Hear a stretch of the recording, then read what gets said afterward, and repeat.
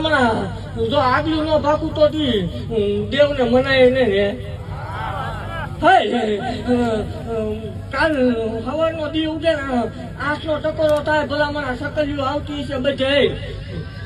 જો ડબલ નાંગરી ના જોટા મંદિર ફરતા ત્રણ આટા નો મારે માળવો લઈને ધોળવા